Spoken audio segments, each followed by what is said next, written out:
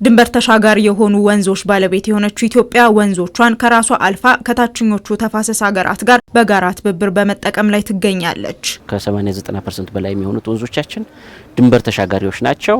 ስለዚህ የታችኞች ሀገራት ውሃውን መጠቀም ይፈልጋሉ፣ ልክ እኛ መጠቀም እንፈልገው ማለት ነው። ስለዚህ የኢትዮጵያ አቋም ይህንን ውስን የሆነ ሀብት በትብብር እና በጋራ መጠቀም መርህ ላይ ተመስርቶ ነው እየሰራ ያለው የኢትዮጵያ መንግስት። ድንበር ተሻጋሪ የሆኑ ወንዞችን በጋራ ከመጠቀም ባለፈ ደግሞ ኢትዮጵያ ለጎረቤት ሀገራት የኤሌክትሪክ ኃይል ሽያጭ በማቅረብ ጭምር በመስራት ላይ ትገኛለች። ይህ ደግሞ በሀገራት መካከል ያለን አብሮ መልማትና ትብብርን የሚያሳድግ ነው። የውሃ ዲፕሎማሲ ከጊዜ ወደ ጊዜ እየተሻሻለ ነው የሚገኘው። ኢትዮጵያ በአሁኑ ሰዓት ለጎረቤት ሀገራት ኢነርጂን ሼር እያደረገች ጅቡቲ ለኬንያ ለሱዳን በሎ ፕራይስ ወይም በቺፕ ፕራይስ ኢነርጂ ሼር እያደረገች ስለሆነ ይሄ ደግሞ ለኢትዮጵያና እነዚህ ጎረቤት ሀገራት ማለት ያለውን ዲፕሎማሲ በጣም ነው የሚያጠናክረው። እንደ ቀጠናው ስናይ በመሰረተ ልማት የተሳሰረ አገር ቶሎ አይጣላም፣ ቶሎ ጦር አይመዝም። ለምን? በጋራ የሚጠቀም እንትን ስላለው ነው።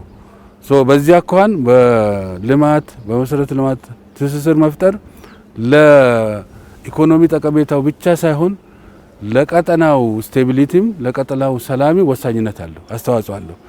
ኢትዮጵያ በዛ አግባብ ነው እየሰራን ያለነው። ኢትዮጵያ ባለፉት 4 ዓመታት በውሃ ዲፕሎማሲው ዘርፍ ከታችኛው ተፋሰስ ሀገራት ጋር በሰራችው ስራ ስኬቶችን አግኝታለች። ከስኬቶቹ መካከል የናይል ተፋሰስ ኮሚሽን አንዱ ነው። ይህም የቅኝ ግዛት አስተሳሰብን መቀየር ያስቻላት መሆኑ ተነስቷል። የናይል ሪቨር ቤዚን ኮሚሽን ተቋቁሟል በህግ እዛን ከተፈረመበት ጊዜ ጀምሮ ማለት ነው።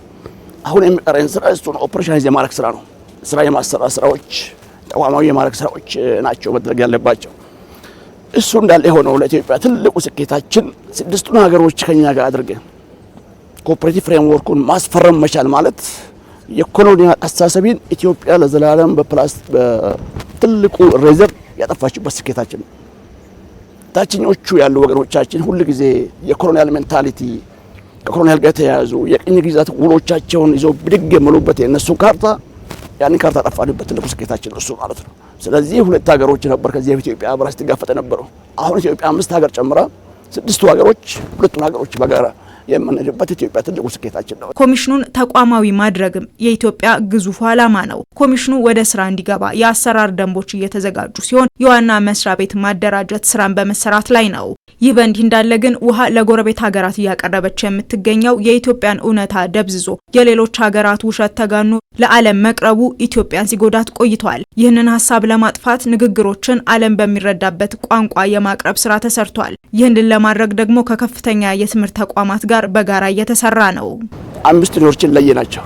ባህር ዳር ዩኒቨርሲቲ፣ አርባ ምንጭ ዩኒቨርሲቲ፣ አዲስ አበባ ሳይንስ ዩኒቨርሲቲ፣ ጅማ ዩኒቨርሲቲ እና አዳማ አስቱ እና አዲስ አበባ ዩኒቨርሲቲ ዋናው እነዚህ ለይተናቸው በጋራ የመስራት ስራዎችን በጋራ ጀመርን።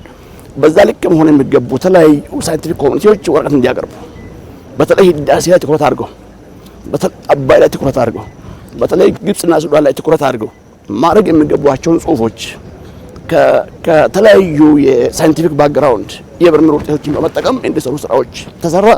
እነዚህ ስራዎቻችን ደግሞ በየአመቱ ቢያንስ 2 ጊዜ በእነዚህ ዩኒቨርሲቲዎች የዞርን ፓብሊሽ ማድረግ ጀመር። እሱ ይቀርባል፣ ፓብሊሽ እናደርጋለን። በጣም ብዙ ወረቀቶችን በአንድ ጊዜ ከሰበሰብን በኋላ እሱ ፋይንዲንጉ ፕሮሲዲንጉ የታተመ እየወጣ ብዙ ስራዎችን መስራት ይችላል ማለት ነው። ከከፍተኛ የትምህርት ተቋማቱ ከሚገኙ የምርምር ውጤቶች ባለፈ ደግሞ የኢትዮጵያን እውነት ለማሳየት እንዲረዳ የተፋሰሱ ሀገራትን በማሳተፍ ሱሉልታ የውሃና ሃይድሮ ዲፕሎማሲ ጉባኤ ተካሂዷል። ይህ ጉባኤ ቀጣይነት የሚኖረውም ይሆናል። ኡጋንዳ ለምሳሌ በጣም ጥሩ ስራ በጋራ እንሰራለን። ታንዛኒያ ጋር በጣም ጥሩ እንሰራለን። ቡሩንዲ ጋር ጥሩ እንሰራለን። ሳውዝ ሱዳን ጋር በጣም ጥሩ ስራ እንሰራለን። እነዚህ ሀገሮች ጋር ይሄን የምንሰራውን ስራ በጋራ ብናደርግ ብለን ታሳቢ ስናደርግ የሃይድሮ ዲፕሎማሲ ፎረማችን በጋራ መስራት ቻለ ማለት ነው። አቅራቢዎቹ እኛንን እነሱ ተሳታፊ ያደርግናቸው በየአመቱ ካሁን በኋላ በአመት አንድ ጊዜ ማርች 22 ላይ የዓለም ውሃ ቀን የሚባለውን ተከትለን የምናደርገው አጀንዳም የዓለም ውሃ ቀን ነው። እኛ ደግሞ በቀጠና ያለው ስለሆነ ጉዳይ በዛ ልክ ወስደን ለጎረቤት ሀገሮቻችን የኢትዮጵያን ስኬት በደንብ አድርገን የሚሸጥበትን ደረጃ የመፍጠር ስራዎች ላይ ደርሰናል ማለት ነው።